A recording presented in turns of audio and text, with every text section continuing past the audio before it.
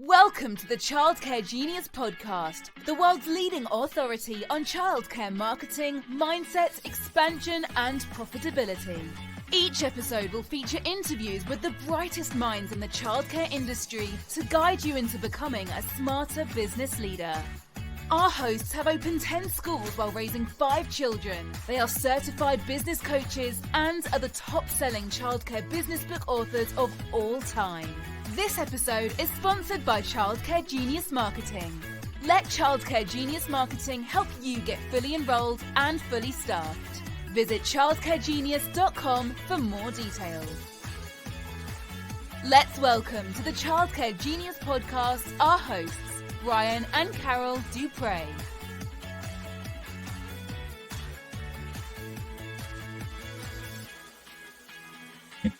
Welcome to the Childcare Genius Podcast. We're your hosts, Brian and Carol Dupre. Hello, welcome back. We got a 2-part series. Today is part 2 of Michael Braswell. Michael is a childcare center owner in Texas, San Antonio area. And Michael has been struggling, like a lot of people right now. He just had 49 kids leave in 1 week for universal pre-K. So I'm like, the struggle is real. We have a lot of clients out there that are dealing with this. I've talked to many this week. They're like, a lot of states are expanding universal pre-K. So how do we compete against free? Right. So it's a great episode. Want you to sit back, relax, take some notes. And I think Michael and I are going to dig in today. I mean, Carol's got some really cool tips that you're going to kind of help you combat public pre-K and free. Let's get Michael on the line. Hi, Michael. Welcome to the Childcare Genius Podcast. How are you today? I'm doing amazing. Thank you, Carol. How are you?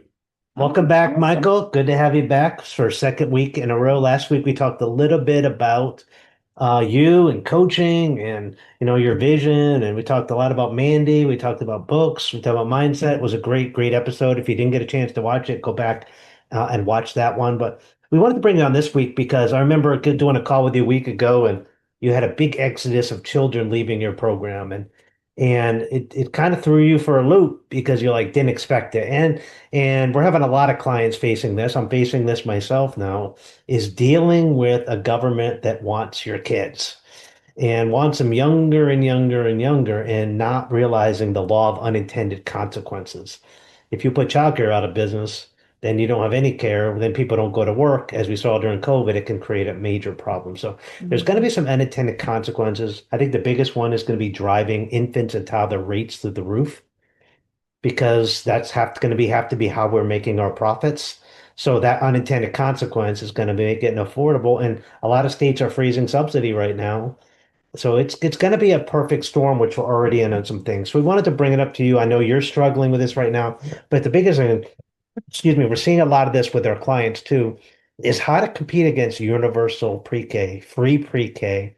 Let's throw some ideas out, Michael. So let's talk about the backstory. What are you struggling with? So I would think that, because we've seen it for a while, and we saw it with the 4s, and then throughout the years, and they went to the 3s. The past 4 years have been really bad of them going to, for the 3-year-olds.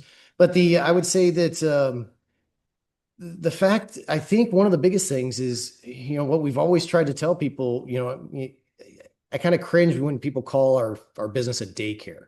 They don't realize that we're a learning facility. We're a child, we basically are a learning facility that provides childcare. And I think that message doesn't hit a lot of parents. They just think that it's a place to park your kids when they see, a childcare facility or early learning facility. And they think that the school knows better and that they'll get better service at the public school. Yeah. Which is, honestly, there was a survey done by the Texas Education Association that basically did school readiness for pre-K versus universal pre-K, and it showed, hands down, when you go to a private pre-K, you have people graduating pre-K children graduating pre-K that can read at a 1st and 2nd grade level, whereas the universal pre-Ks, they're still lucky if they get their alphabet. Yes. And a lot of it has to do with ratios. I mean, just our centers, and that's something that also isn't common knowledge, is when the universal pre-Ks, they're not held to the same licensing standards that we are. No. So they don't have to go by the same, as far as ratios, they're putting more kids to teachers. There's certain things that the child actually does get a better education within a private pre-K. However, when parents see them as daycares, I mean, that's something that I think we need to figure out how to change that messaging tomorrow. Mm. That But is a good point. It's crazy right now with they want kids younger and younger. And I think the biggest way to combat this is think of a Christian school, private Christian school, a Jewish school, a religious school, non-religious school, but private schools. yeah, Private schools compete against free. Charter schools, like private schools, they compete against free and they succeed and they do it. How do they do it? They have sold themselves on the best alternative Right. to free public education. And there's a lot of controversy, family values issues that have been forefront and center in public school. We're not going to take a political argument here, but we can capitalize on those things. yeah. Whereas you could say, you could sell that as your selling point that, you don't have to abide by certain rules when it comes to school boards and things like that. And you could focus on the kids. I can promise you, kids aren't getting hugs in public schools. Right. There's no love there. It's education, it's indoctrination, it's whatever you want to call it. It's indoctrinating to life. But I think if you look at what people are learning in 0 to 5, 0 to 5, they're going to learn more than they learn the rest of their life. Studies have shown, right? Combined. And the nurturing they get and the brain connections, the synapses and the firing of your brain and your neurons work better in that childcare environment because it's an area of love. It's attention. It's lower ratios. They're going to get more one-on-one attention, even though it's 10 to 1, but it's not 20 to 1 like a school. So they're going to get that more connections and they're going to be paid attention to a little bit better. They're going to feel nurtured. Their friend connections are going to be closer because again, lower ratios. When they go in those big schools, then the behavior problems are going to set in. Now they're 1 out of 20. They're only getting at 5% of the teacher's attention instead of 10%. That cuts in half. Yep. And they're going to be, they're not going to be loved. They're not going to be hugged. If they have an accident, their parents are being called. The teacher's not dealing with. Like, it's just so many things that are different. They got to ride a big person bus at 3 years old. I mean, are you kidding me? That is just insane for a parent to put a kid on the bus. So as an owner, we have to sell that to the parent that yes, it's going to cost you some money. It's cheaper than that. But what's more important than the education of your child? And 3 to 5, you don't see shooters, active shooters in daycare centers, but you sure have seen them in school systems. Now, granted, that's something you probably don't want to run at an ad, but it's true. Your kids are actually safer in a child care center. They're not going to get lost. They're not going to wander away, which could happen in a big school where you got 20 to 1. They're not clocking in and clocking out like you do at a child care center. There's a lot more parents coming in, a lot more open doors. You have older children there. You could have, there's just fraught with problems. There's no 8 or 10 year olds in a child care center more than likely, and you probably have those kids separated. So I know I could just talk on and on and on, but we just want to talk about some ways to combat that. Any ideas, Carol? I know we're dealing with this right now. We are. And I think that the biggest thing is you have to sell yourself of what you can provide that a public school can't provide, and get testimonials from parents that their children went through until kindergarten and how well they did in kindergarten and how compared to other kids in the class. And also, like we just had a parent that their third child just graduated and is going to kindergarten. Yep. And they just talked about how wonderful it was and how loving our teachers were and how it was the best start for their kids. And, getting into school, they were well-rounded. They knew everything they needed to know. And I think your parents are your are your sellers, the parents that are happy and the ones that can say, this was the best thing I did for my child was to keep them here until they were old enough that they had to go to public school. And that is a great point. And I think it's something that a lot of us are missing. I mean, I know that we're guilty of it. I mean, we don't get as many of the testimonials as we should. We kind of get into the modus operandi of business as usual, and we don't take the time to do that. But you're right. We need to, as owners, we need to focus more on the testimonials, exactly base it on results. And I know that, I know that when they're doing the tours, they kind of, touch on some of these things, but I think we need to do a better job of putting together that messaging. Mhm. 100% We accurate. we just had 6 kids graduate from one of our centers that have been there since they were babies, Yeah. like 6 weeks old, and Yeah. now they're going to And kindergarten. they all stayed together the whole time. Yeah. And my daughter, Angel, who's the director there, she was crying doing her speech. And she's like, these are our first COVID babies. Yeah. They did not see their teachers' faces until they were 2 years old. Yeah. Because teachers had masks on. It's the first class that's, they're evolving and they're going on. And Yeah. it was an emotional time to see those COVID babies that I remember, remember when the kids were masked up there for a while, the 3 and 4s. That was a horrible time. Luckily, we didn't have to do that in Texas. Yeah. Well, most We country did. did. But Yeah. we look back at a lot of that time and we're like, wow, these kids are pretty darn resilient and Yeah. they have really bounced back. And to see them all graduate, that's good and moving on. But I'm glad we were able to keep them to 5 years old and they're excelling. I remember our daughter Angel at 3 years old, she was a fluent reader. She was doing math, like she was well ahead of her peers, and she went to our child care center. So when she went right to the first grade, she skipped kindergarten, went right to the first grade at 4 years old. We and she was just so much ahead of her peers. We use hers as a selling point for why we don't go to pre-K or public pre-K, and why you needed to come to our school. Like sell your program. Show some kids that have excelled in your program, especially if you've been in a school for 20 years or so. Mm-hmm. Show the kids that have graduated valedictorian of the class that were one of your students. Like show them that your education was the winning education, how you're much better than the public school system. Like sell it. See, my son went through the program, because again, my mom started it for my kids and my sister's kids.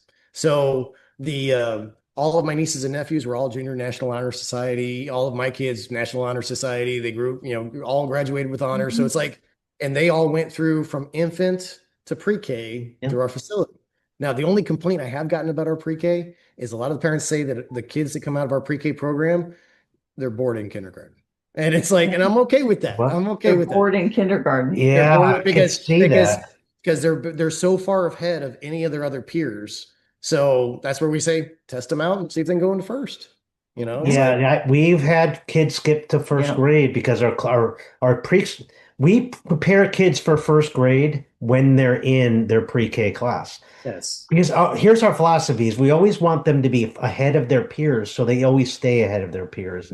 Because you want them to excel in their first year of school, so they stay that learning and stuff. And it's worked Right. Because the teachers in public school have to teach to the middle of the class. Yes. So the kids that are ahead are going to get bored. Regardless. Right. In any grade. And that's the power of private school. That's the power of private child care. Right. Where we could have kids excel, and the kids at the bottom will get attention that they won't get in public schools because now they're one of 20. So again, you have to sell your program. It's a sales job. And yes, you're going to have to spend twice as much money on marketing now as you did. If you're not doing any marketing, you're losing out to I compare them to your competitors are spending money on marketing right now. Mm-hmm. And you're losing out. Like you need to double down. If you're not running Google ads, social media posts, if your website is crappy and not new, you need to spend some money now because that money will come back to you later. It's not a good time to be stingy on marketing.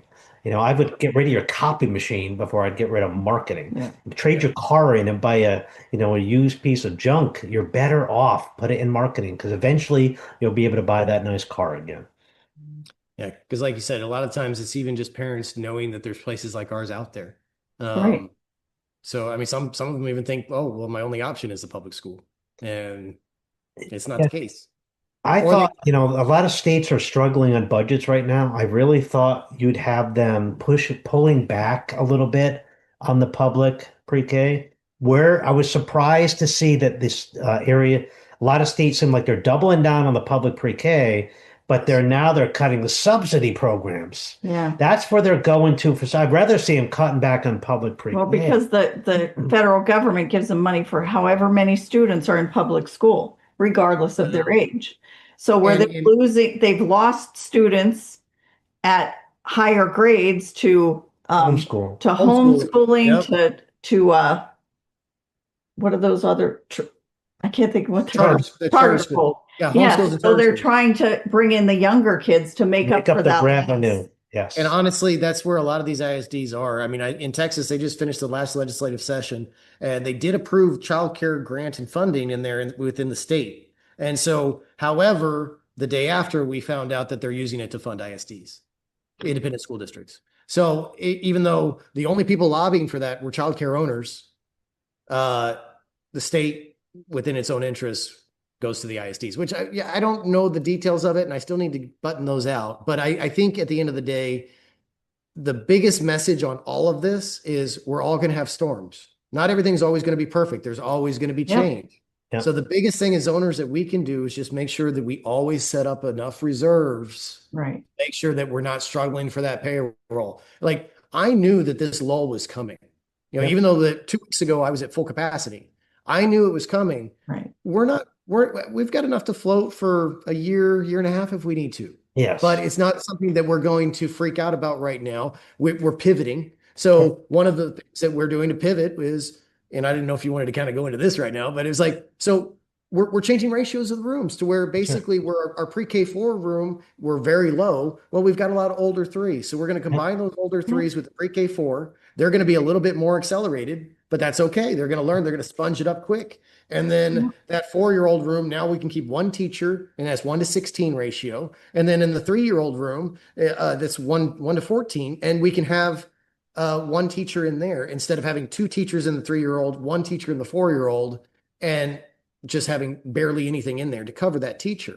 Not even covering the teacher. So it's just time to kind of flex and move. Now, we're not completely, getting rid of a classroom and moving another 2-year-old in, because the faucet hasn't stopped running. With the marketing, we still have people touring, we still have people enrolling. Now, if the faucet was off, yes, I would move everybody and open up another 2-year-old room, because I got a wait list out the wazoo for 2-year-olds. Yeah.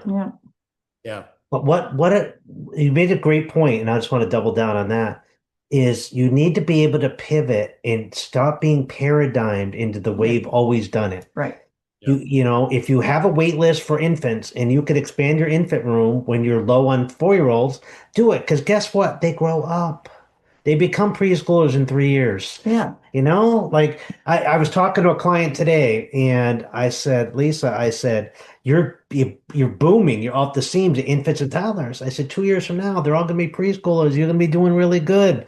Don't worry that you're low on preschoolers right now. You just got to weather this storm, and then they'll all be coming, and they get older. Just don't lose them along the way. So keep doing what we're teaching and culture and things like that. But I tell you, if you can weather the storm, I've been predicting for a year and a half now, there'd be a lot of center closures in 25 and 26. And I had somebody tell me today that a learning experience down the road from them was closing, a huge, huge building.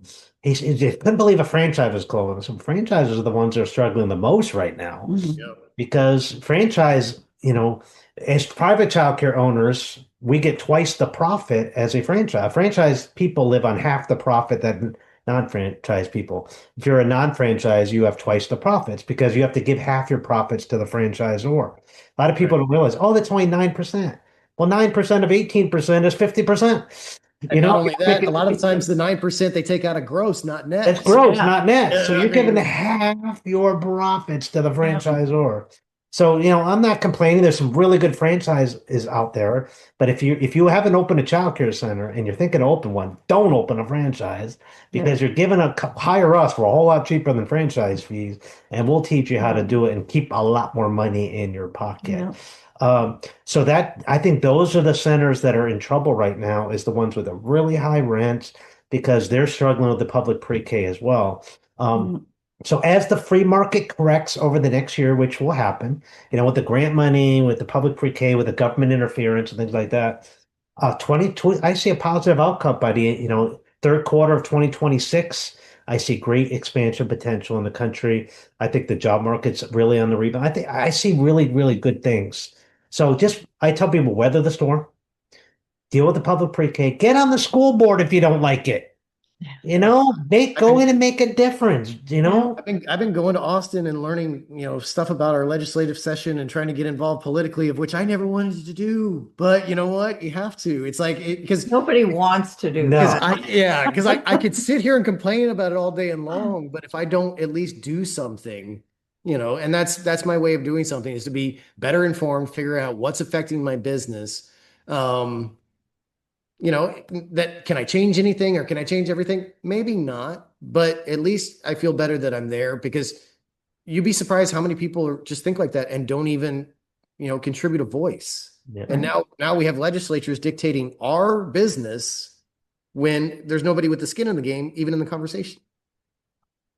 I ran So, for school board once, Yeah. and I did not get elected, No. and I'm thankful. yeah.